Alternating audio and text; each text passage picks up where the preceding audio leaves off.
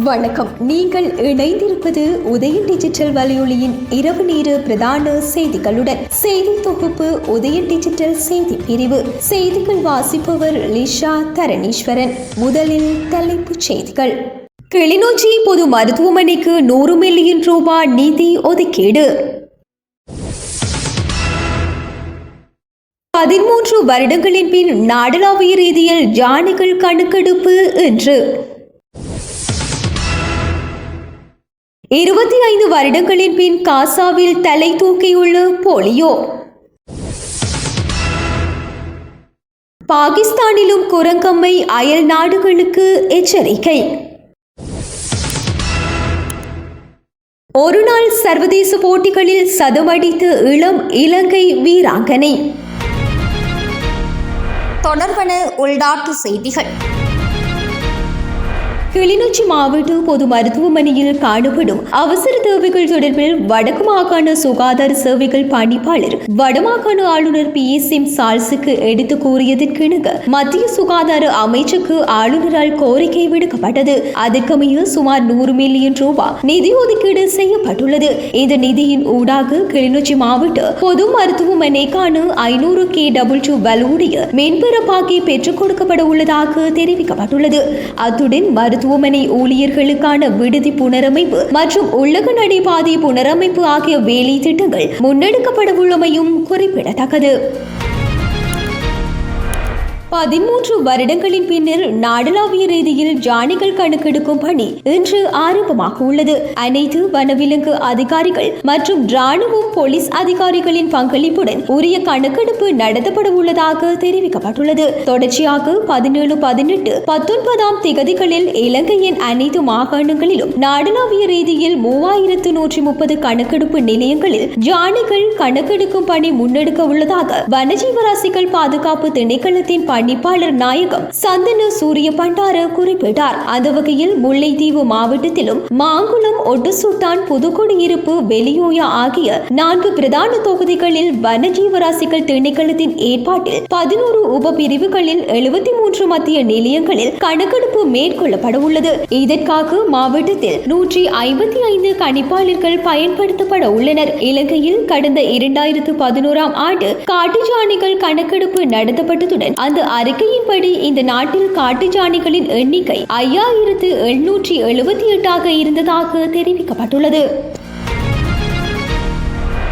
இன்று அதிகாலை 1 மணி வரையான காலப்பகுதிக்குள் காலி நெலுவ பகுதியில் 191.5 மில்லிமீட்டர் அளவில் பலத்த மழை வீழ்ச்சி பதிவாகியுள்ளதுடன் களுத்துறை வலல்லாவிட்ட பகுதியில் 177 மில்லிமீட்டர் மழை வீழ்ச்சி பதிவாகியுள்ளதாக வளிமண்டலவியல் திணைக்களம் தெரிவித்துள்ளது. அதே நேரம் காங்கேசன்துறை முதல் மன்னார் ஊடாக புத்தளம் வரையான கடற்பிராந்தியங்களிலும் ஹம்பாந்தோட்டை முதல் பொத்துவில் வரையான கடற்பிராந்தியங்களிலும் மணித்தியாலத்துக்கு 60 கிலோமீட்டர் வேக பலத்த காற்று வீசக்கூடும் என வளிமண்டலவியல் திணைக்களம் எதிர்வு கூறியுள்ளது. நாட்டின் சில பகுதிகளில் இன்றைய தினம் 100 மில்லிமீட்டர் வரையான பலத்த மழை வீழ்ச்சி பதிவாகக்கூடும் என வளிமண்டலவியல் திணைக்களம் எதிர்வு கூறியுள்ளது. எதிர்வரும் ஜனாதிபதி தேர்தலில் போட்டியிட உள்ள ஜனாதிபதி வேட்பாளர்கள் சிலர் இன்று தமது தேர்தல் பிரச்சாரங்களை ஆரம்பித்துள்ளனர். இவ்வாறாக சுயேட்சை வேட்பாளர் ஜனாதிபதி ரணில் விக்ரமசிங்கவின் வெற்றிக்காக ஏற்பாடு செய்யப்பட்ட ஆரம்பகட்ட பேரணி இன்று அனுராதபுரம் சல்காது விளையாட்டரங்கில் நடைபெற்றது. தேசிய மக்கள் சக்தியின் ஜனாதிபதி தேர்தல் வேட்பாளர் அனுரகுமார திசாநாயக்க இன்று தென் மாகாணத்தில் தனது ஆரம்ப கூட்டங்களை ஆரம்பித்துள்ளார். அனைத்து மக்கள் சக்தியின் ஜனாதிபதி வேட்பாளர் திலித் ஜெயவீரவின் தேர்தல் பிரச்சார பேரணி இன்று யாழ்ப்பாணத்தில் நடைபெற்றது. இதேவேளை ஜனாதிபதி தேர்தலில் சுயேட்சையாக போட்டியிடும் நாடாளுமன்ற உறுப்பினர் ஃபீல்ட் மார்ஷல் சரத் பொன்சேகாவின் தேர்தல் பிரச்சாரம் இன்று கம்பஹாவில் ஆரம்பமானது. தொடர்பான இந்திய செய்திகள். இந்தியாவின் அசாம் மாநிலத்தில் காட்டு யானைகளால் ஏற்படும் இறப்புகளை குறைக்கும் நோக்கில் கையடக்க தொலைபேசி செயலி அறிமுகப்படுத்தப்பட்டுள்ளது. ஹாட்டி செயலியானது யானை கூட்டத்தை அணுகும் மக்களை அந்த வழியில் இருந்து வெளியேற உதவுகின்றது. இந்தியாவின் அதிகளவான யானைகள் வசிக்கும் இடங்களில் அசாமும் ஒன்றாகும். அங்கு யானைகள் மற்றும் மனித இறப்புகள் அதிக எண்ணிக்கையில் பதிவாகின்றன. இவ்வாறாக இந்தியாவில் 2020 முதல் 2024 வரை 1701 பேர் யானைகளால் போலீசாரால் கொல்லப்பட்டனர். இந்த நிலையில் அசாமில் அறிமுகப்படுத்தப்பட்டுள்ள செயலியை இந்தியாவின் பல்லுயிர் அமைப்பான ஆரஞ்சக் என்ற அமைப்பே உருவாக்கியுள்ளது. விலங்குகளின் தாக்குதலின் விளைவாக காயம் அல்லது இறப்பு ஏற்பட்டால் பாதிக்கப்பட்டவர்கள் மற்றும் அவர்களது உறவினர்கள் உள்ளூர் அரசாங்கத்திடம் இழப்பீடு பெற உதவும் படிவமும் இந்த செயலியில் உள்ளது. இந்தியாவில் சுமார் 50,000 ஜானிகளில் காடுகளுக்கு வெளியில் சுற்றித் திரிகின்றன. அத்துடன் ஒவ்வொரு ஆண்டும் 1/2 மில்லியன் குடும்பங்கள் பயிர்களை தாக்கும் ஜானிகளால் பாதிக்கப்படுவதாக மதிப்பிடப்பட்டுள்ளது. தொடர்பான உலக செய்திகள். தாய்லாந்தின் புதிய பிரதமராக பெடாங்டான் சினவத்ராவை அந்நாட்டு நாடாளுமன்ற உறுப்பினர்கள் தேர்ந்தெடுத்துள்ளனர். 37 வயது பெடோங்டான் முன்னாள் தாய்லாந்து பிரதமர் தக்சின் சினவத்ராவின் மகள் என்பது குறிப்பிடத்தக்கது. இதற்கு முன்பு அக்கட்சியை சேர்ந்த ஸ்ரெத்தா தவிசின் தாய்லாந்தின் பிரதமராக பதவி வகித்தார். சில நாட்களுக்கு முன்னர் நெறிமுறை மீறல் தொடர்பாக அரசியலமைப்பு நீதிமன்றத்தின் உத்தரவின் மூலம் முன்னாள் பிரதமர் ஸ்ரேத்ரா தவிசின் பதவியில் இருந்து நீக்கப்பட்டதை அடுத்து இந்த வாக்கெடுப்பு இடம்பெற்றுள்ளது. இதையடுத்தே பெடாங்டான் சினவத்ரா தாய்லாந்தின் அடுத்த பிரதமராக பதவியேற்க இருக்கின்றார். உலகளாவிய தொற்று நோய் என்று பெயரிடப்பட்ட குரங்கம்மை வைரஸால் பாதிக்கப்பட்ட நபர் ஒருவர் பாகிஸ்தானிலும் அடையாளம் காணப்பட்டுள்ளதாக சர்வதேச செய்திகள் தெரிவிக்கின்றன.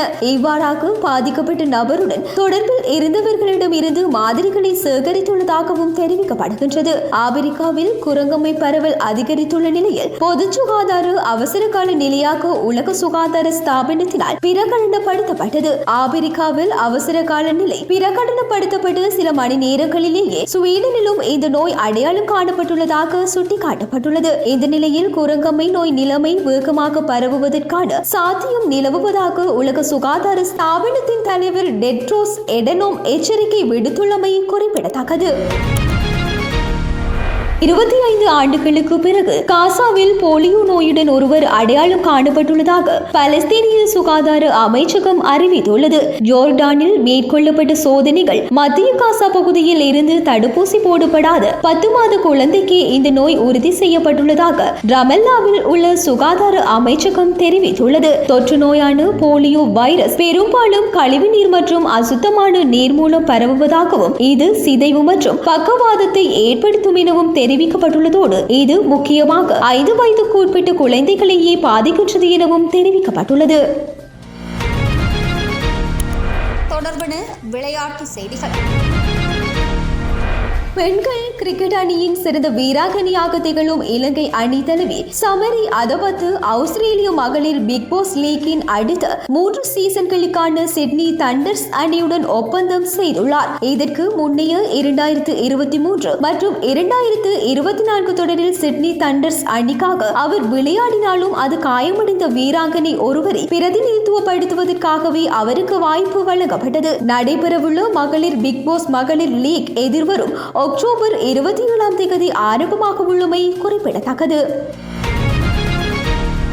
18 வயதான விஸ்மி குணரத்ன தனது ஒருநாள் சர்வதேச போட்டிகளில் தனது முதலாவது சதத்தை நேற்று பதிவு செய்து சாதனை படைத்துள்ளார். பெல்பாஸ்டில் அயர்லாந்துக்கு எதிரான முதல் ஒருநாள் போட்டி தற்போது இடம்பெற்று வருகின்றது. இப்போட்டியில் முதலில் துடுப்பெடுத்தாடிய இலங்கை அணி 260 ஓட்டங்களை பெற்றுக் கொண்டது. இலங்கை அணி சார்பில் விஸ்மி குணரத்ன அதிகபட்சமாக 101 ஓட்டங்களை பெற்றுக் கொடுத்தார். இதுவரையில் இலங்கை மகளிர் அணிக்காக சமரி அத்தபத்து மாத்திரமே சதங்களை பெற்றுக் கொடுத்திருந்தார். இந்த நிலையில் சமரிக்கு அடுத்ததாக இலங்கை மகளிர் அணிக்காக சதமடித்த 2வது பெண் என்ற சாதனையை விஸ்மி படைத்துள்ளார். மேலும் ஒருநாள் சர்வதேச போட்டிகளில் சதமடித்த இளம் இலங்கை வீராங்கனை என்ற சாதனையையும் விஸ்மி படைத்துள்ளமை குறிப்பிடத்தக்கது.